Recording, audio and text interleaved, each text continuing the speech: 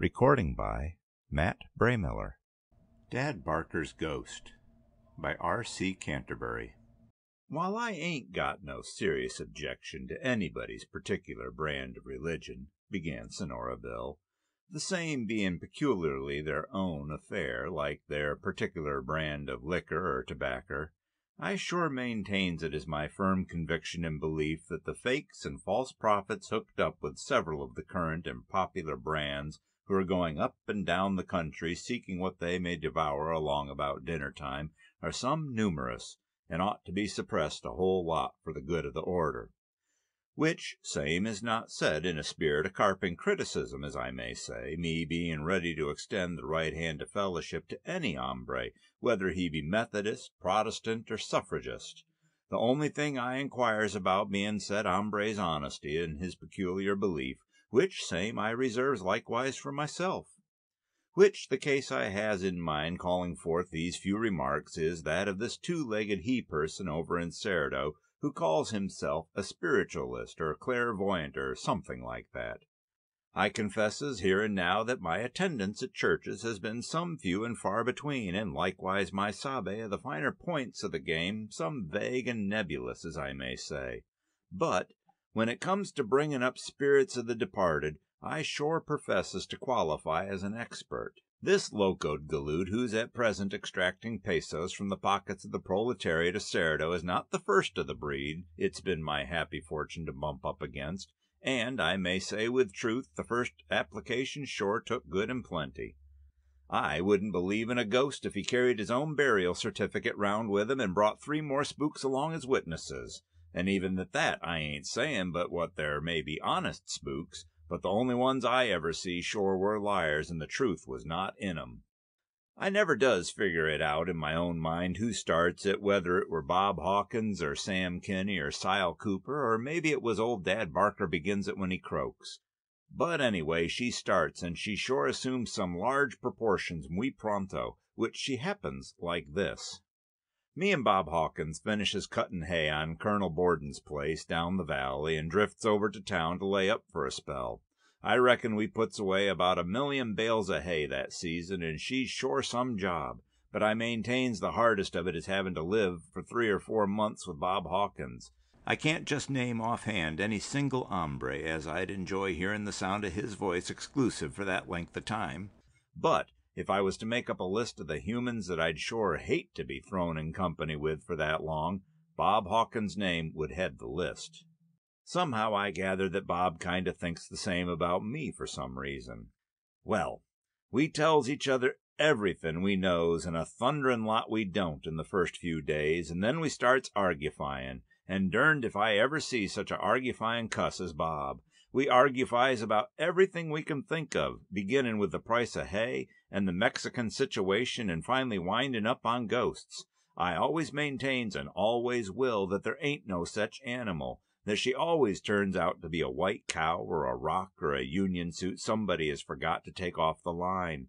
But Bob, he tries to down me by quoting from Shakespeare and the Bible and Ayer's Almanac and such like authorities in a loud tone of voice. I never see such a cantankerous cuss as that Bob Hawkins in my life. We don't seem to be able to settle that argument no way. Most times when we runs out of argument and gets tired of abusing each other, we just goes round and won't talk for a day or two until something else comes up to argufy about. But this time she's plumb serious. So when we drifts into Cerdo, we argufies all the way, and after we has a drink or so, we sets down at a table in the Palace Bar and keeps her up. You know how it is when you get to argufying where there's a crowd. Every dern fool there has to put his lip in, whether he knows anything about it or not. I hasn't called Bob a liar and proved it more'n twice till there's 8 or 10 other yaps taking sides and offering to bet they're right. I reckon old Sile Cooper is the worst. When that old gin-head sets in a game, he sure perjures himself some scandalous. He swears that he's not only seen ghosts, but has held converse with 'em. And old Jim Tate, I kind of expects Jim to stick to me, but to hear that old fool run on about spirit rapping and table tilting was sinful. Of course, I has Sam Kinney and a few more on my side, but shucks, we can't talk near loud enough to win no argument. Argument is a lot like love. Whichever way she turns out, she leaves a bad taste in your mouth, and they're alike in lots of other ways, too. But at the same time, she's a plumb human trait. You get a lot of fool he-men together and let 'em start one of these here long-winded red-hot arguments with everybody taking sides, and she most always winds up one of two ways. They either gets plumb peeved and hostile at one another, or they starts to bettin', which is what happens to this little debate. Bob Hawkins, figuring to make a grandstand play before the crowd, suddenly fishes out a roll of good paper money and slams her down on the table. "There's 100 perfectly good pesos," he says, "which I've sure perspired some strenuous to collect, and that dinero says there's plenty o' evidence o' ghosts, which I plays her straight as she lays and pauses for some of you galoots to cover the bet." Now, I've always maintained that backing your opinion with your bankroll is plumb poor argument, but at the same time it's sure human. So I reaches for my own bundle and slams her down. "Bob Hawkins," says I, "me and you has fit bled and argufied for some several weeks in that hay pasture, and I've tried in my poor weak way to show you the error of your ways and point out to you your various shortcomin's. But if nothing but separating you from your filthy coin will convince you that you're locoed and a dad-blamed idjit besides, your Uncle Pete will sure proceed to the separating. Son, your bet's covered, and with your kind and indulgent permission, we places the dinero in the keeping of our esteemed fellow townsman, Doc Stringer, to hold till same is decided. So trot out your ghost." Bob, he don't make no kick on the Doc holding the money, but just kind of grins nasty like and says, "Wait and see." The Doc, being the official stakeholder of the community, gets some dignified and sort of pompous like he always does, and writes each of us a receipt on a prescription blank. "In accepting the position of arbiter in this momentous case," he says, "I naturally inquires how the same is to be settled. As I understand her, our esteemed fellow citizen, Mr. Bob Hawkins, is to produce evidence of the existence of disembodied spirits, which, I take it, has to be done in sufficient manner to convince the party of the other part, our likewise esteemed fellow citizen, Mr. Pete Suggs, otherwise known as Sonora Pete. This being the manner in which I diagnoses the case, I inquires from Mr. Bob Hawkins as to how he intends to produce said evidence." "It being my only desire," says Bob, "to prove that truth is mighty and will prevail, and to convince this old wall-eyed coyote that I'm right as usual, I submits that if I produces before the citizenship of Cerdo, and this old reprobate in particular, the human ghost of some deceased party within reasonable time, I wins the bet. Does that satisfy you?" he says to me. "She do," I says. "Only me not believing in 'em none in the first place, I protests against your ringing in strange and unknown phantoms, and holds out for the ghost of some late lamented that we're acquainted with, which same I maintains is only fair and intended to exclude impostors." "I even agree to them terms," says Bob. "Name your deceased hombre." Somebody suggests old Tristaboricon, the greaser that tried to steal powder from the Picaro Company's powder house while smoking a cigarette, but seeing that they only found a finger or two and part of his sombrero, Bob protests that it's putting too great a job on Providence to collect the material for a ghost, and besides some of the crowd objects that a greaser, not having a soul nohow, wouldn't be apt to have a ghost. Sile Cooper then mentions Bill Lemon's first, or maybe it was his second wife. Anyway, it was the one which dies, but Bill raises such a row about it that Sile don't insist none. Derned if it warn't funny, considerin' the number of corpses that's happened in and around Cerdo in the past few years, how few of 'em anybody wanted back. Which we finally fixes on old Dad Barker, him that shuffles off this mortal coil when him and Sam Kinney was placer mining up in Corvo Canyon. Nobody has anything much against old Dad, though I don't think he does me just right about that flea-bit sorrel I trades him for the year Bryant runs for president. "I accepts the corpse," says Bob, "and I guarantees to produce the spook within 2 weeks from tonight. As I take it, the only thing necessary is to produce the spirit of Dad Barker, the manner of doing which being our own affair exclusive. I don't mind stating, however, that I'm aiming to import a party from El Paso for the purpose, which raisin' spooks is his regular occupation. Me and Sam Kinney ain't particular strong for an outside party, but we don't suspect nothing's wrong with the deal till the next day, when Sam tells me that Bob borrows an old photograph of him and Dad Barker, which was took by that Lunger picture guy about a year ago. Which I don't impugn his motives none whatever," says Sam, me not being prone to ascribe dishonorable intentions to nobody. But what for he wants a chromo of me and Dad, the same not doing me justice and failing to bring out my best points, I sure can't see. She does look some suspicious for a fact. If this party from El Paso is so plumb familiar with spooks that he's on speaking terms with 'em, what's he want with a picture? We finally figures it out that maybe he needs to identify Dad by after he cuts him out of the herd. But I remarks that if he tries to pick Dad out by the picture, he's sure got a job on, because that picture's the only time anybody ever sees Dad dressed up and his jaw's not working on his cud. You know how these photograph sharps make a feller stand or set when they unlimbers the camera on them, with a two-pronged pitchfork clamped on his dome to hold him straight, and him trying to look pleasant so darned hard he's strainin' his face. Well, in this picture, old Dad is standing up straight and dignified, not humped over as usual, and sure looks imposin' and proud. He's got all shaved up nice and clean, top lip and all, which shows it was some barber job and not Dad's usual homemade scrape. He's got one hand on Sam's shoulder, kind of protectin' like, Sam squattin' in a chair with his hands spread out on his knees and his old bald head a-shinin' and his rope yarn mustache a-spreadin' all over his face. The whole dern pose looks a heap like Sam was gettin' ready to bark at somebody and Dad is trying to quiet him. I remarks something like this to Sam, but he don't take it kindly, him being sort of jealous of his looks. Monday morning our imported ghost master drifts in on the overland with his family. He's a tall, rangy, sickly-looking guy, dressed all in black and looking a heap like an undertaker or a doctor. Maybe that's because their jobs are something alike, only different. One hasn't 'em off, as I may say, and the other enticing 'em back. His wife, I reckon she was, is a little fat dumpy female with a poker face and one of these smiles that don't go any higher up her features than her nose. They heads for the Oriental house with about a dozen of us trailing along behind with our fool mouths hanging open like we was watching for spirits of the departed to come flocking around and begin a ghost dance. Notices is flung round the town that afternoon for a seance, as they calls it, at the Woodman Hall that night. Admission 25 cents, which looks sort of sordid and commercial, as I may say, but we reckons that Ghostmasters has to eat and buy things the same as other folk. Me and Sam Kinney gets in the hall kind of late that night, most of the crowd having already arrived and the festivities just ready to begin. Our respected and successfully dodged maiden school teacher, Miss Arabella Dobbs, is playing kind of soft-like on the piano, extracting agony from my old favorite, The Ship That Never Returned, and the lights are turned down low. Me and Sam sidles round the wall so as not to attract attention and sort of eases ourselves into seats round to one side and near the front.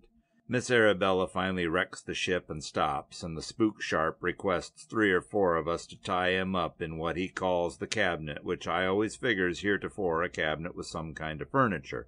This time she turns out to be a little coop they has fenced off in one corner with some curtains. Well, me being interested to the extent of $100, I naturally trails along to see that a good job is did, which she sure was. We sets him down and ties his hands and feet to the chair and ties a handkerchief over his eyes. I sure satisfies myself that hombre don't do any gallivanting round playing ghost. Then we pulls the curtains round him and moseys back to our seats.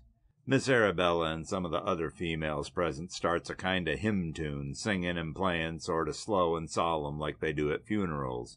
She sure sounds some mournful and makes me remember all the mean things I ever did. You know what I mean. Like when it's bright moonlight and sort of frosty and you're a long way from home and tired and the coyotes are yapping way off in the mesa and you're broke and just getting over a big drunk and has lost your job. Oh, shucks, it ain't like that either. It's more like when you wake up and hear a funny noise late at night and you just know it's a rattlesnake, but you can't locate 'em and you're afraid to move. It's just expecting things to happen and ain't right sure what they're going to be when they do. I glances over at Sam, and he's settin' there grinnin', but she sure ain't what you might call a pleased grin. It's too nervous-like, and I kind of feel that I'm doing the same. I reckon it ain't more'n a minute or 2, but it sure seems like an hour. We hear a tambourine glangin' away, kind of soft-like, but gettin' louder all the time, and pretty soon here she comes sailin' over the top of the curtains, and falls on the floor with a bang. Honest, I could feel the hair riz up on my backbone. Then a bell starts ringing, and pretty soon it follers the tambourine over the curtains. I hear Uncle Jed Weatherby behind me chawing real fast on his tobacco, and I know that I ain't the only one feeling creepy. Uncle Jed usually chaws at a rate of 120 to the minute, unless he gets scared or mad, and then he begins to speed. I'm watching the cabinet pretty close, and right after the bell comes over, I begin to see a dim blue light up near the top of the curtains. Presently she gets brighter, and then I see a hand like it was all fire sort of waving slow over the top. I'm kind of wishing by now that me and Sam hadn't got so darn near the front. She sure would have been a heap more comfortable back near the door. After this flamin' hand sort of burns itself out, a dim light begins shining through the curtains, getting brighter and then going down again, and then it seems to come right through the curtains and begins to form itself into a human figure on our side. Uncle Jed is sure exceeding the speed limit with that cut of his by now. I can feel his chin whiskers tickling the back of my neck every time he chaws, him looking over the top of my head. The figure keeps on getting plainer and plainer till we can see it's some kind of Injun from a tribe I don't know. It ain't no Navajo, nor Apache, nor Pima, nor Maricopa, nor Papago, nor none of the Injuns we're used to, but it's sure Injun for all that, and it starts walking toward us, talking some kind of outlandish stuff which say maybe it's native tongue for all I know. I feels a cold something like ice water running down the back of my wishbone, and I can't figure whether I'm getting cold sweats or Uncle Jed's tobacco is dribbling, and I ain't taking the trouble right then to find out. I reaches back and gets a good grip on my old 45. Not that she'd have been much use if this is a real ghost, but I figures that I'll sure feel a whole lot better if I can unlimber her if that darn Injun gets too close. But the Injun finally circles round and goes back to the curtains and disappears, and I hears plenty more besides me kind of sigh real heartfelt and deep. The lights are turned up bright after a minute, and 2 or 3 of us goes and has a look at the spook foreman. He's settin' there all tied up tight as ever, looking kind of sick and pasty-like, which I don't wonder at none, seeing as how I'd probably be looking the same way if I was in his place. Of course, I still ain't convinced that I'm going to lose my bet, but I sure would have admired to call this thing off right here and now. But she ain't over yet, and after another hymn tune or two, they turns the lamps down again, and we're off once more. Well, she starts pretty much the same as before, with bells ringing and somebody playing on a mandolin and such like, and this creepy feeling coming back stronger than ever. And presently that blue light begins shining again, and another spook begins developing right before our eyes. Uncle Jed starts speeding up on his cut as before, and pretty soon we see the new phantom walking toward us. Before it gets plain enough to see very good, we hears the voice of the boss of the works saying from the cabinet, "The spirit of Nathaniel Barker desires to communicate with someone present." Right here is where I gets a good grip on my chair and prepares to lose 100 pesos. I hear a little shuffle down the room like people uncrossing their legs and kind of straightening up, and Uncle Jed's speed goes up another notch. Everybody has got their eyes fixed on that spook and wishing his chair had rollers under it so he could push it back without drawing attention to himself. In a moment the light or the ghost or something gets strong enough to see plain, and derned if I know whether I'm disappointed or not. One thing is sure, she ain't Dad Barker. The figure I sees is short and kind of bow-legged and is bald on top and is inclined to be fat all in one place. You know how I mean, kettle-bellied. There's a kind of gasp and a gulp behind me, and I figures Uncle Jed has finally swallowed his cud, and I sets there with my eyes popping way out and hears a sort of gasp go down the room, and then Sam Kinney jumps right up and yells out, "Hell, it's me! The darn digit's gone and materialized me!" And I'll be derned if he ain't right. It sure was old Sam Kinney to the life. Even the clothes look like Sam's Sunday suit, which he's had for about 10 years. It's like Sam was looking in the glass at himself. While I was getting my senses back and trying to digest all this, Sam clambers over my legs and out on the floor where his ghost was, hauling his 6-gun out as he comes. "I'm a ghost, am I?" he yells. "You derned old fraud! I'm a spook and a phantom and don't know when I'm dead, huh? Whoopee!" And bang goes his old gun. Sam's ghost hops about 2 feet straight up in the air and yells, "Wow!" "Give me room," yells Sam. "Right here's where I lays my own ghost." And bang goes the old 45 again. The ghost starts to run, but Sam gets in between it and the cabinet and heads it off. All this time a commotion is going on in the cabinet, and at Sam's second shot, down comes the curtains, and out rolls the ghost herder, still tied up and tangled in the curtains and chair. Somebody turns a couple of the lamps up, and everybody is up on their hind legs, some trying to get closer to see what's going on, and some more trying to get out. But Sam keeps dancing round his ghost, shooting holes in the floor every so often, and yelling like a drunken Patchy. "Vanish, dern ye!" he hollers. "Go off in blue flame and sulphur! Whoop!" The ghost is hopping round and yelling every time Sam shoots, and I notices that while it sure looks like Sam, its voice ain't a bit like his'n. Sam's voice being a crackled bass and the spook's a high treble. The ghost tries to dodge, and it and Sam go hopping back and forth, facing each other like one of these newfangled dances. Finally, the spirit ducks, and Sam makes a grab and gets it by the arm. Then the ghost gets a grip on Sam's ear, and they starts another fancy two-step round and round. In the mix-up, the ghost's bald head comes off. Huh? That's right. I mean, the bald part comes off, only there's plenty of hair underneath, and also the mustache comes away in sections, and then we begins to see a great light, at least those of us who saw them arrive at the depot, because this ghost of Sam is the hard-featured female which I surmises is the professor's wife.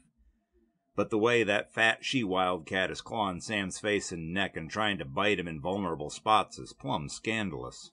Sam has dropped his gun when they begins to dance, and when he sees what it is has got him, he begins to holler for somebody to take it off, which it takes about 6 of us to do, and we all gets more or less scratched up in the operation. We finally quiets her and Sam down, and then we resurrects the professor from where he's hard at work kicking the chair and curtains to pieces. He wants to fight when we first unties him, but we simmers him down, and finally they fesses up. They blames Bob a whole lot for giving 'em a wrong steer and not explaining more fully which hombre in the picture they was to materialize. We feel some sore at 'em, of course, on account of the fake, but as I wins my bet, I'm willing to be easy, so we kindly but firmly suggest that they leave town sudden-like and lets it go at that. Bob Hawkins actually has the nerve to kick on the doc turning the money over to me, claiming that the ghost of the Injun's genuine anyway, but that don't get him nowhere with the doc, who forks over pronto. In fact, the crowd rides Bob so hard that he threatens to shoot the next guy who mentions the name of Dad Barker, and Sam Kinney gets hot every time he hears an Injun ghost dance, taking it as a personal reflection. Which brings me back to what I says before. There may be ghosts, and then again, maybe there ain't, but whichever way she is, I sure don't believe in 'em. End of Dad Barker's Ghost.